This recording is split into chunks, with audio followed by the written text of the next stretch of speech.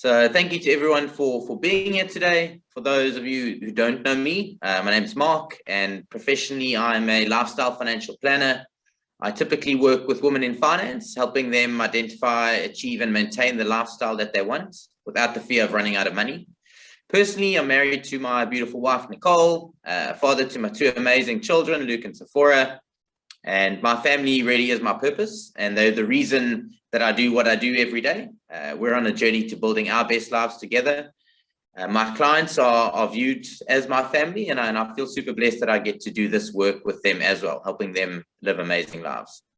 Joining me today, we've got Johann and Elviera Schroeder. Hopefully I got that right. They are both Gallup certified strengths coaches and certified results coaches, both accredited with the ICF amongst a whole bunch of other institutions. Together, these guys are on a mission to help people like us better understand our well-being and understand how to maximize our lives. Johann has joined me before. He's a repeat offender here, but he's got three amazing children and three beautiful grandchildren who keep him busy in his older age, Johann. He loves the bush, and he's a big believer in taking smaller, more frequent holidays in order to keep the body and mind healthy and rejuvenated. Elviera, she lives in Stellenbosch. She loves to hike, bike, and row. She enjoys listening to podcasts and loves a great coffee while sitting back enjoying the views of our beautiful Table Mountain that we have here. Yeah. Guys, just some housekeeping. We're going to keep the webinar very informal. We welcome all questions at any time. Please just send them through in the Q&A function, not so much the chat function. It's just a bit much to keep checking between the two. And we'll address these as and when they come up. And if we don't get to them then, we'll address them at the end. This is not going to be a death by PowerPoint presentation, but rather a conversation between the three of us. And we really would love for you guys to join in at any time. We're going to try to keep the chat to around 45 minutes, finishing promptly at 11 to respect your time. So, yeah, with that being said, maybe just to kick things off, we'd like to start with a quick poll. And the question being, do you know the difference between wellness and well-being? They both seem very similar. Probably used interchangeably a lot, guys. Yeah, so do you know the difference between that? Johann, is it something that's used very interchangeably in your experience? Yeah, I think people got a lot confused between the two words, and it's important to really understand the difference between wellness and well-being.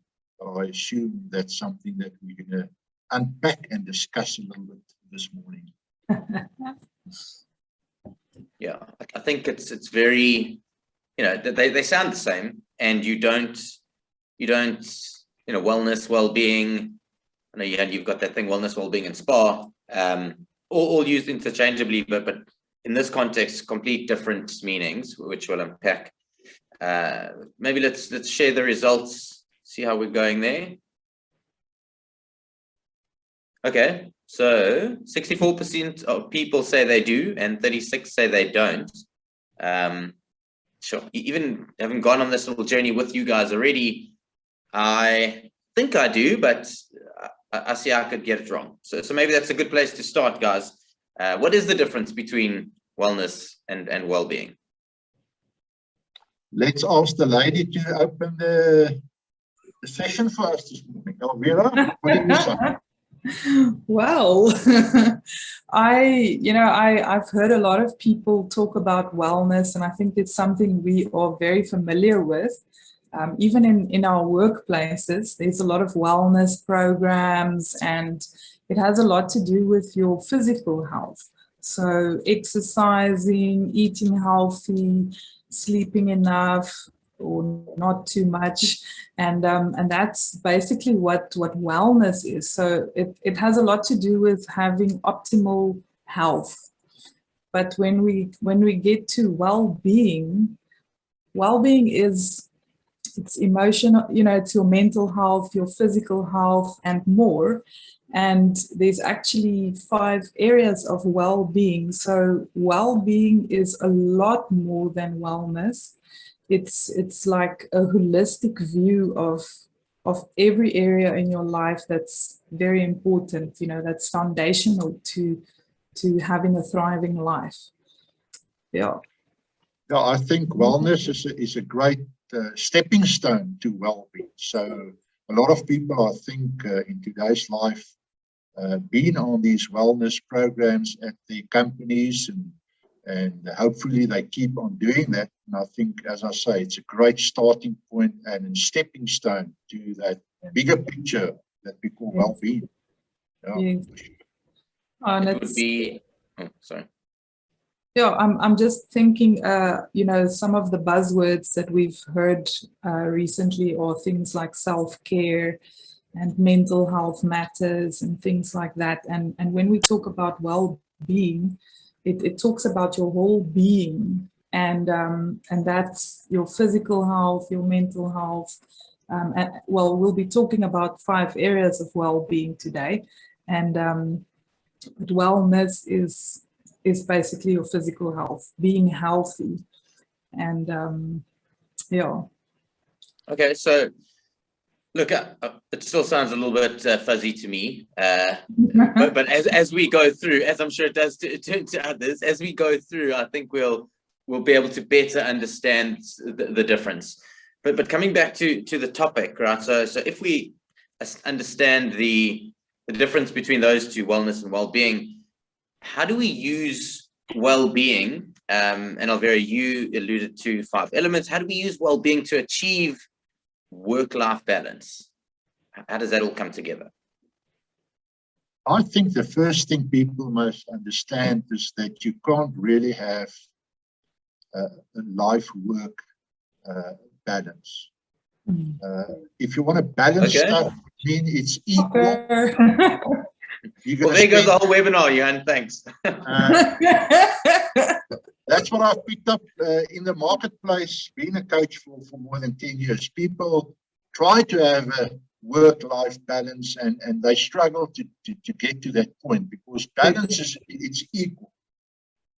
And you have to start to change your mindset and say, okay, if I'm trying to do that and I'm really struggling to do that, maybe there's something wrong with this whole thing, and there's a different way of approaching it. And the way of approaching this is, okay, I know these different areas, and we're going to unpack it later on, hopefully. Maybe I should rather integrate these 5 areas of my life and not try to balance it, mean spending exactly the same amount of time in these different areas. Maybe I should integrate the 5 areas, and that can be eventually the point where I can honestly say to myself, you know what, I'm having a great time, I'm having a fulfilled life, and everything is just going fantastic. That's what I think, and that's what I experience. Elviera, what do you say? Yes, I absolutely agree with that. I think the question becomes now, do I have well-being in these different areas of my life instead of balance? And that kind of, for me, that made a big shift, in the way that I think about my life, because I also thought about, oh man, I'm working so much. I think to have balance, I need to, cut down on the amount of work that I do, but that's not what it comes down to. And I realized that, yes, let me look at these areas and see if I'm experiencing well-being in these different areas of my life. Okay, guys, so you keep referring to these areas, right? What are these areas, right? I'm gonna mention just 3 of it, and Elviera can mention the other 2. But I would like to start with what we all call career well-being. And what do we mean by career well-being? Is, do you really like what you do every day? That's what we understand under the heading of career well-being. Social well-being, the question we can ask there is, do you have meaningful friendships in your life, all the relationships that we're talking about? And Mark, the one where you are the expert in financial well-being, the question that you can ask yourself there is, how do you manage your money, or do you manage your money well? Those are 3 of the 5 areas. Elviera, what are the other 2? So then the next 2 is we have your physical well-being, which is what we have been talking about. It's pretty much the same as wellness. And your physical well-being is just, do I have the energy to do what I need to do every day? And it has to do with nutrition, sleeping well, and physical movement. And then the other one is community well-being. Do I enjoy where I live? Am I part of the community? Yep. So those are the different areas. All right, so we've got career, social, financial, physical, and community. Right. So what you're saying is these 5 elements are the things that contribute to our well-being, positively or negatively. And Johann, I think what you're saying is by focusing on these 5, we're able to improve our well-being and I don't know, again, we're the balance, because you said we can't get balance, right? So bring me back to that. Okay. What do the research and stats over many years point out? And it's really shocking if you look at it. Only 7% of the people in the world, 7%, really spend time and energy on all 5 of these areas. 7% of the people. So 93 of the people out there in a population of 7.25 billion, if they are really honest with themselves, will say to you, but I'm struggling. I don't really have a fulfilled and balanced life. So that is the stats. The other interesting stat is that only 66% of the people in the world spend time on one of those areas. And the question for the audience could be, and they can answer themselves, where do you spend most of your time? Which of those 5 areas will put you in the stats of the 66% of the people in the world that spend all their time on one of those areas? I think you also have the interesting stats, Elviera. Just to interject there quickly, sorry, Elviera. So Johann, you're saying 66% of people focus all of their attention on only one of those areas. That's okay. Correct. All right. So then you can see how that would create an imbalance, right? So if I'm just focusing on my career, well, then I'm not going to have this balance. Yeah, sorry, Elviera, you can carry on. Yeah. I also have a stat here, which is very interesting. They say that 4% of US adults are thriving in physical well-being alone. So I think the world has a lot of focus on physical well-being, but nobody is aware of these other areas where you can also experience well-being. And, you know, the funny thing about this is that even though people, focus on physical well-being, if you thrive in your physical well-being, you will still experience health issues because all 5 of these areas, like Johann said, are integrated into each other.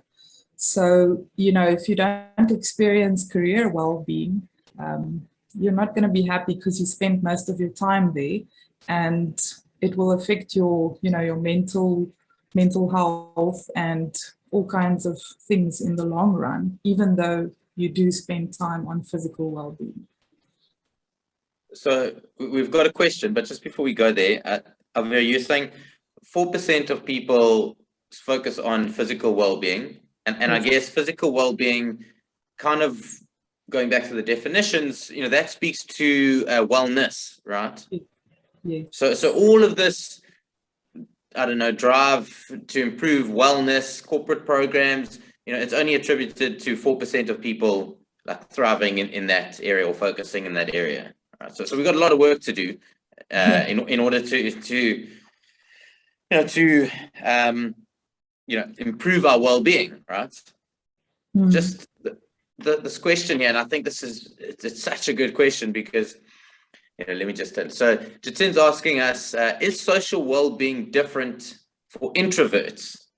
So does social well-being mean going out and, socializing per se, right?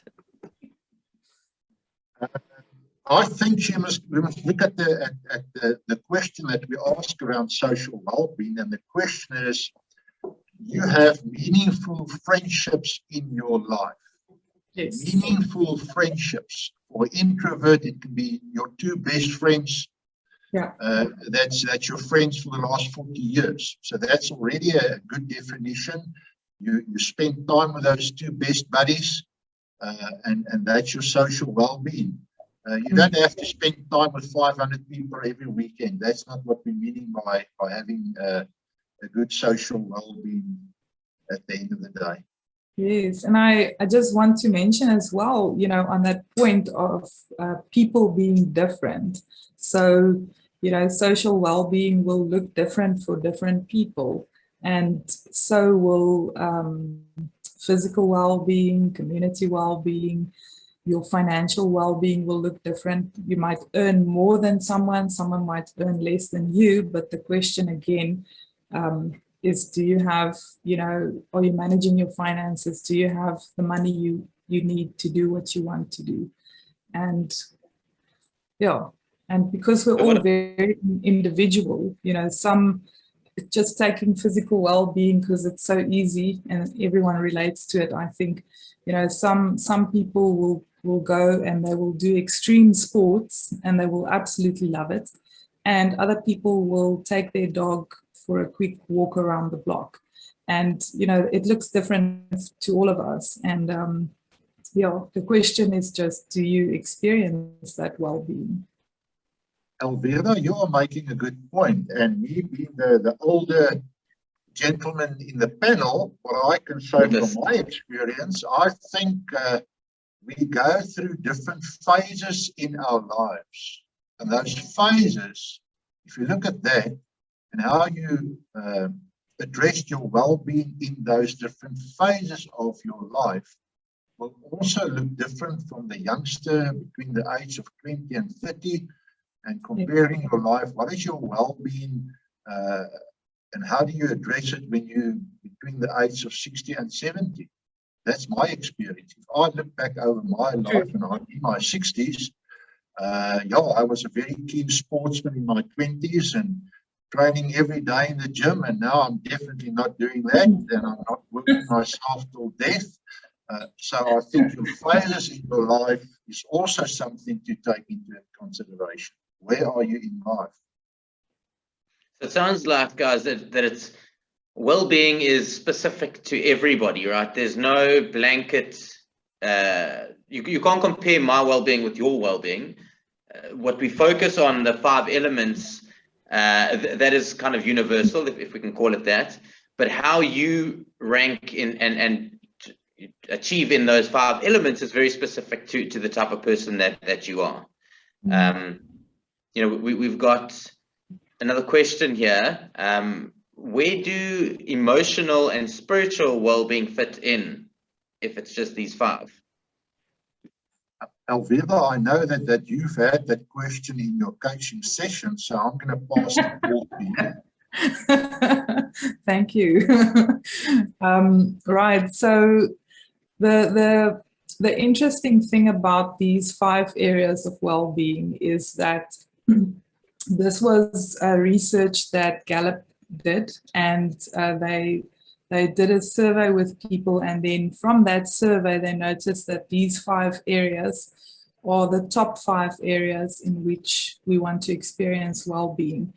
Now, if we think about spiritual well-being and also emotional well-being, if you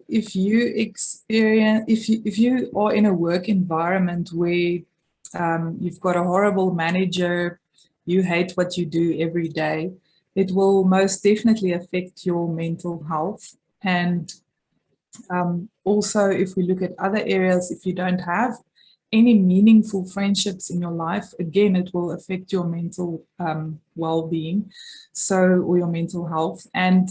But on the other hand, if you do have meaningful friendships, people who encourage you to develop or to grow, if you do a work and you do something that you love every single day, again, it will have an effect on your mental health.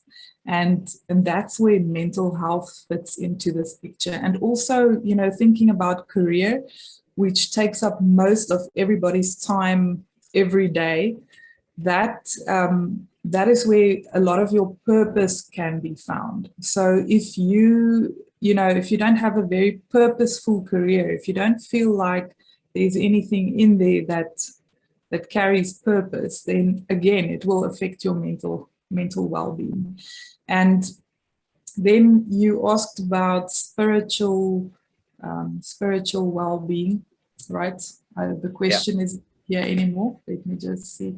Spiritual well-being, yes. So we are all, spiritual well-being. There's actually, I just want to see which area it was, but there's actually an area where I think it's career well-being, that if you visit your place of worship, that is where you can experience spiritual well-being. So spiritual well-being, again, I think has a lot to do with your purpose.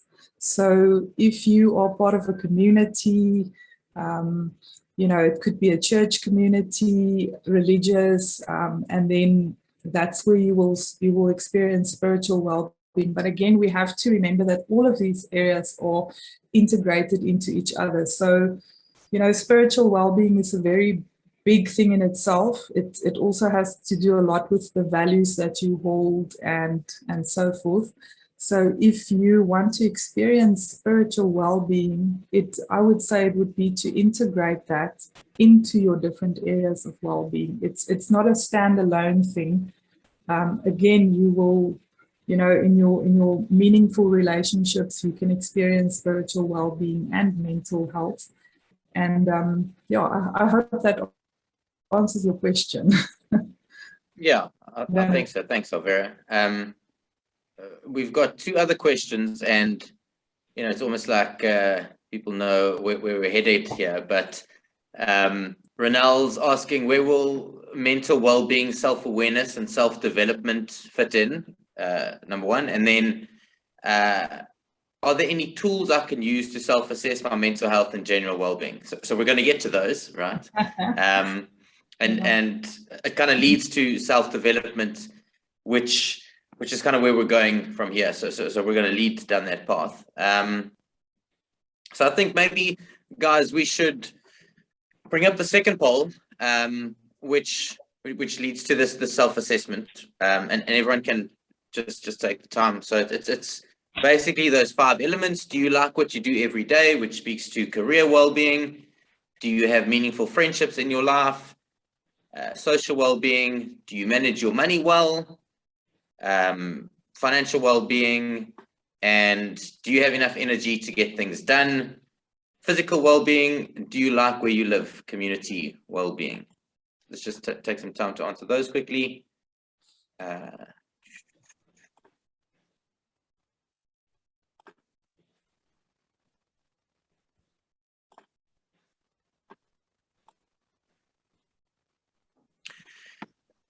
think this goes back to one of the questions, in that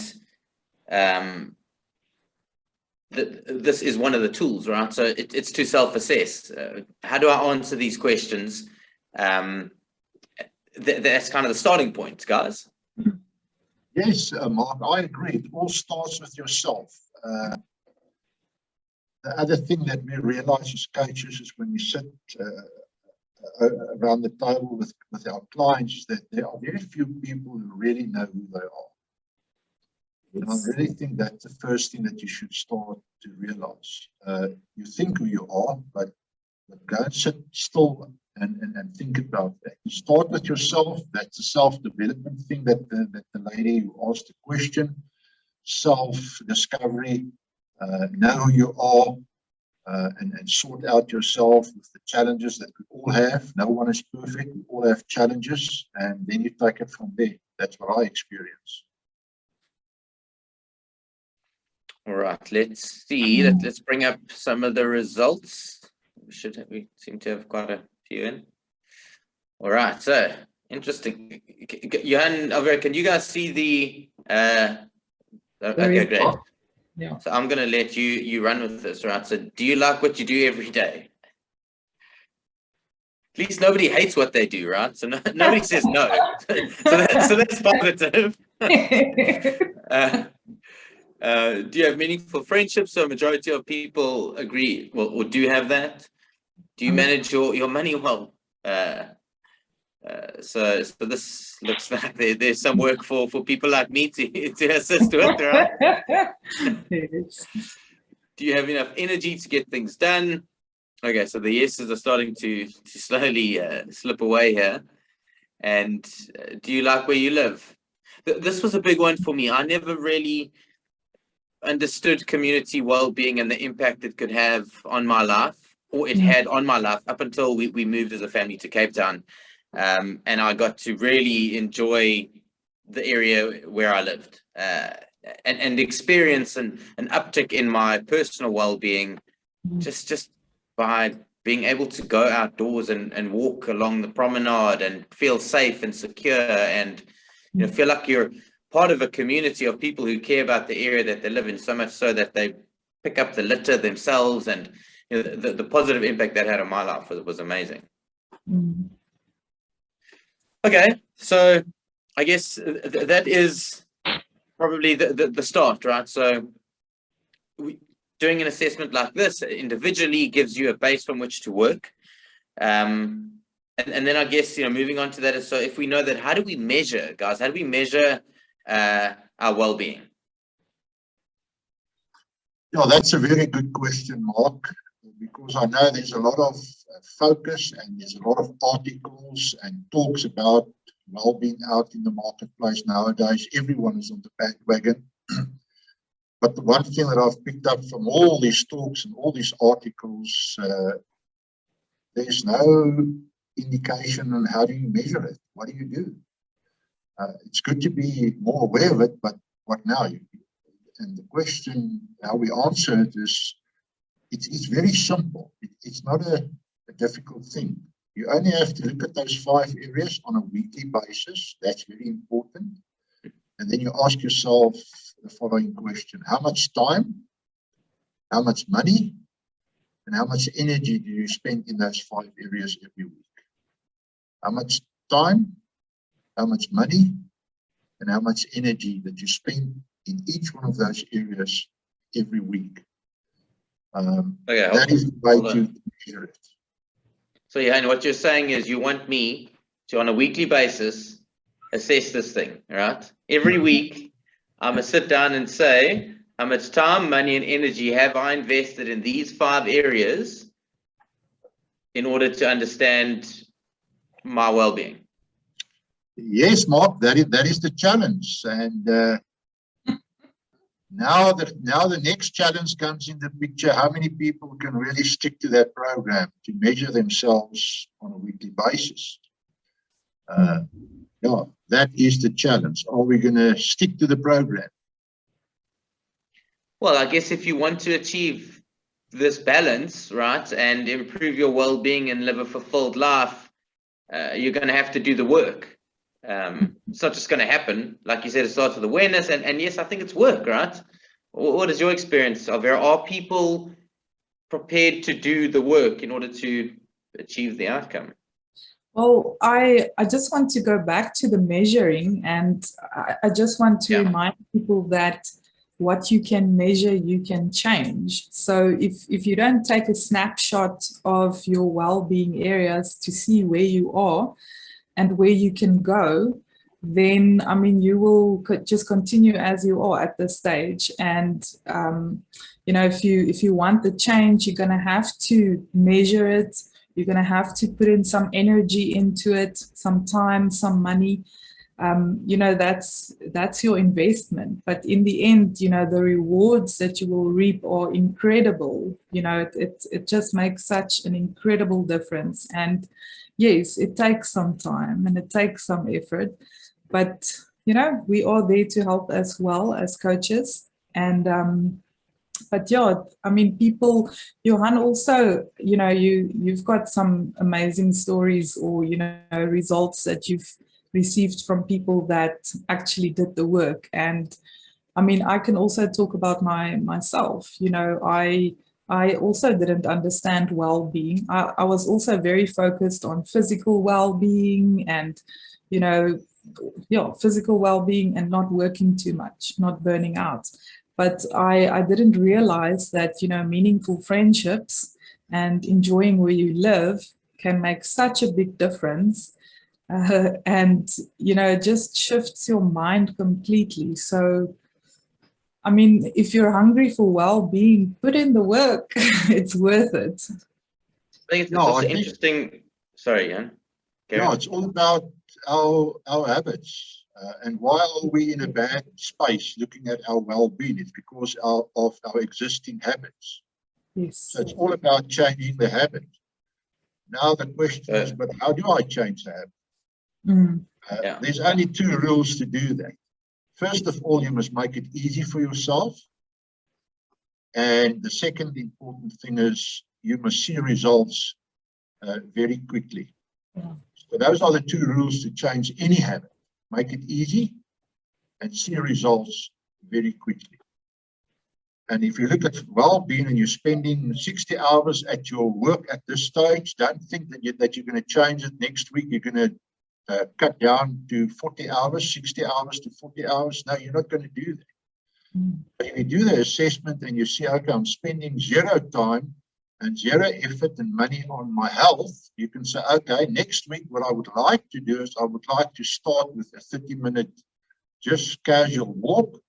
So where can I get that extra 30 minutes to do that? Maybe I should take from that 60 hours at work and half an hour cut out there and use that for my health.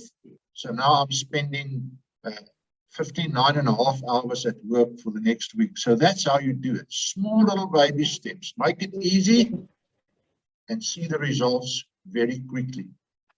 And that's how you keep motivated to do that. Yes. That's a strategy that I use and that I say to all my clients. And what is the end results out of my experience? I can say to the audience that if you can do that, you're really going to start already see a big difference in 3 months. And 6 months from now, you will not believe what happened with you. You're going to have a completely different way of operating. 6 months, you're there. Johann, so, you know, just thinking about how to measure it and then how to change it through the habits, right? And I think those 3 elements, time, money, and energy, sometimes it's easy to attribute it to something like your career. How much time do you give? How much money in sort of getting there and all of those things. You know, but for some of the others, it's, you know, you wouldn't think necessarily like community. So how much time do I spend in the community? How much money? It just doesn't make sense. But, you know, I'm thinking now based on this assessment, which you guys have got some really great tools that we're going to share with everybody. So, you know, if you have to put this down in the way you've broken it, Elviera, between time, money, and energy for each thing, and you can see this week I spent so much time on my financial well-being, so much time, or I put in this much money into it, this much personal energy, you'll really get to see a good snapshot as to why the different elements look the way they do. And knowing that, like you say, you get a great example, Johann, about, you know, in order to get that 30 minutes of exercise, you've got to take it from somewhere. You know, if you could take it from your career, or you could take it from your sleep, or you could, you know, take it from your social, but you've got to take it from somewhere. And I'm starting to see how we form a bit of this balance, right? I know you said we can't get it, Johann, but I reckon we can. And I'm starting to see it's coming up for me, and that's maybe how we can start to achieve it. Yes, and I just want to add also, Johann, you spoke about habits and keeping it simple. And I just want to, talk about that because I've seen people who, let's say they want to, I don't know, they want to work on their finances, and then they go on this huge, thing to like, transform finances in a week. And and it's so overwhelming and it's not sustainable, and even with exercise, for me, I actually have an example of keeping it simple. I had a little bit of a health issue last year, which meant I couldn't exercise and there was just so much happening. And this year I decided, okay, I'm going to exercise. I'm going to start building a habit of exercising 4 to 6 times a week, but at least 4 times. And the only thing I'll do is I'll go to gym, I'll get on the rowing machine, I'll row for 30 minutes and I'll go home. I'm not going to complicate this. I'm not going to, go on this big shopping spree, buy shoes and clothing and, no. I'm keeping it very simple. And as I build the habit of going to gym and rowing, eventually you can expand on that habit and improve it and develop it and experience more well-being in that area. But it's a huge key, building habits around your well-being, because that will help you to sustain and maintain the well-being. It won't be a short, blast of well-being for a month and then collapse the next month. So it's crucial to think about these tiny little habits that you can start building into your life. Guys, so we know how to measure it, our well-being. We start with an assessment. You've alluded to how we can change it through the use of habits and keeping them easy to do on a daily basis. But what about quality? Like, does quality come into it in terms of, the quality of the time or the money or the energy that you spend in those particular elements? Does that play a role? Elviera, Shall I? I know that is something that you and I talked about, quality. Yes, quality is for sure something that you have to take into consideration. Yes. Look at the food that you eat. If you just eat hamburgers and pizzas every day, that is not the right quality. And you can spend 2 hours in the gym and it's not quality exercises. Rather spend 20 minutes and really have a great program. So quality for sure. That is definitely some of the things that you have to take into consideration. And linking quality to your energy, because if you eat a lot of junk food, it will definitely affect your energy levels. And if you do a job that, let's talk about friends, friendships. If you don't have meaningful, great connections with people, whether it be one or more people, it will also affect your energy levels. So the quality that you invest into does make a difference. But I do think we just need to remember to start small. You don't have to go out, like I said, on a shopping spree and buy a financial suitcase and a new computer because you are going to work on your financial well-being. Just start small, So again, if I think of balance, sorry, and if I think of balance, it's the quality. So when I'm at work, it's the quality of the time and the effort that I put in at work. And when I'm at home, it's the quality that I put in at home, with my family and friends. Almost like, don't try and do both things at the same time. I guess COVID, working from home, you're trying to be mom, school teacher, diligent employee. it's not going to work. All right. So you're spreading yourself too thin. Your quality in those specific elements is very low. So your outcome will be low. Yeah, and I think the outcome that we will experience if the quality is low is that your stress levels will go up.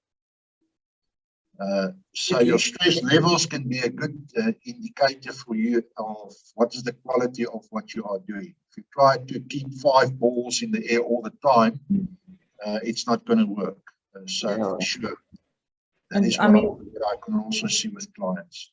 Yeah, and stress, we know stress is a silent killer. And some of the research that I've read about stress is it doesn't leave your body. It's in your body. If you've had a stressful time in your life, it remains in your body. So reducing stress is a big key to well-being as well. And stress can be in all areas of your life. You know, you can stress if you spend a lot of time with people you don't like, and don't have meaningful friendships. It can be stressful, you know, or if you're the introvert and you are amongst a crowd of people all the time, it can be stressful. Your work can be stressful. The area where you live can be very stressful. So yes, absolutely, stress. Stress definitely forms part of well-being. Managing your stress levels within those elements and keeping it low will improve your well-being. For sure. And I think, you know, there's the 3, what do we call them? You can be thriving, suffering. What's the other one? Striving. Survive. Yes, survive. Yeah. I always mix them up a bit, but if you're not thriving in an area of well-being, then definitely you will experience some stress or anxiety, or, you know, something in that area, frustration, a lot of negative emotion in that area, or energy drain. Guys, we've got 15 minutes left, so we need to start wrapping up. But I just want to touch on the element of boundaries. Again, bringing it back to work-life balance. How do boundaries fit in to well-being and work-life balance? What can you share with us there? Well, I can just share from what I experienced with my clients over the last 2 years, and we all know, I would say at one stage, 100% of the people were not at work. They were working from their homes, and they definitely had no boundaries. Some people started with their first Zoom call 6 o'clock in the morning until 8 o'clock in the evening with all the other stuff. And those Zoom calls are back to back. There's not even a loo break or smoke break between those different Zoom calls. Yes. So yeah, for sure, you're going to have to think about those boundaries. And it's easier for yourself to say no and rather go and play a game of tennis than attending another Zoom meeting. So you're going to have to be very strict on setting boundaries, and not having that first Zoom call 7 o'clock or 6 o'clock in the morning.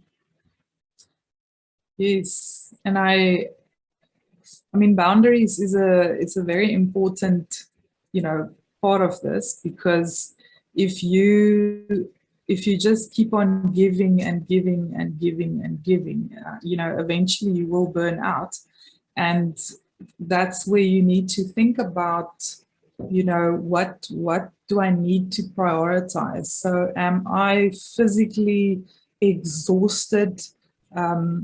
What's going on with me? And then look at that and ask yourself, which boundaries can I put in place? You know, do I need to say no to visiting my family every single weekend? Or, you know, should I take a weekend off and relax a bit? Should I go away a bit? What is it that I need to do? Because I think some people just keep going and going and going and going and going. And you do need to put in some boundaries. I mean, if you need to lie on a couch for a day, then do it, you know. And I think boundaries, I mean, it's a lot of people are not very self-aware, and I think that makes it difficult also to put boundaries in place, because you don't always know what energizes you, or what's draining your energy. So it's very good to do some introspection, to do a snapshot, to look at your time, your energy, and your money spent, and build some boundaries around that, so that you can achieve the goal of well-being. Yeah, guys, as we're talking, the interconnectedness of these 5 elements just keeps coming up for me, and in ways that, like, I've been through this journey with you guys, but in ways that I didn't know, right? So when I was talking about boundaries now, I was specifically referring in my mind to within your career. So the clients that I deal with, and how, like Johann says, the Zoom call starts at 7 and it finishes at 9. So there's no boundaries, right? But if I, look at my own life, so it's not quite that drastic, but then there's the element, the social well-being, right? Which I'm definitely not an introvert, so I love to push that side, right, and focus on that. But my wife will often say, I try to cram everything into the weekend. So it's something on Friday night, then there's like a park run on Saturday morning, then there's breakfast after that. In the afternoon, we're seeing this person. In the evening, we're doing this. Sunday, I've got this and this planned. And I look at it and say, no, but it's perfect, right? So that's what that must be. But thinking back, it's, I could probably do with setting some boundaries in the social element of my life as well. But you just, like, I'd never thought of that until now, which is, it's just, the more and more you learn and get involved in this stuff and become more self-aware, the more these things come out at you. What are the signs if you don't set boundaries? 2 simple things that you can pick up. First of all, you've got no energy. That's the first sign telling you that maybe you should think about boundaries in all these areas. You don't have energy, and then we ignore that. And the second sign that we pick up is when people start to avoid you. Your wife don't want to talk to you. The cat and the dog don't want to talk to you. Your kids don't want to be around you. Maybe there's something wrong. People start to avoid you. Those are the 2 signs, and we all ignore that. And then we get to the third sign, and that's the bad thing. That is the heart attack, the divorce, where you're just not there anymore. And I always ask for people, why do you want to get to that point before you start to think about your well-being and have a more fulfilled life? There's more than enough signs that can tell you long before the time there's something wrong. Listen to your own body. Do you have energy? And look what's happening around you. Are you the only lonely person in the room? Are people starting to avoid you, or what's happening? Just take note of those 2 signs. Yeah, and that is so powerful. Like it is, we only tend to look at these things when things go wrong and it's too late. Like you say, heart attack, lucky if you survive and you can come out of it, or divorce, it's too late then, right? Your relationship's gone. If I look at it a lot of time with the people we work with, it's the relationship with your children and your spouse, it's gone, it's ruined. Now you want to do something about it, and it's almost too late. And I think it's a great way for us to wrap up. It's, so what do we need to do to move forward from here, right? Like, one word, what is it?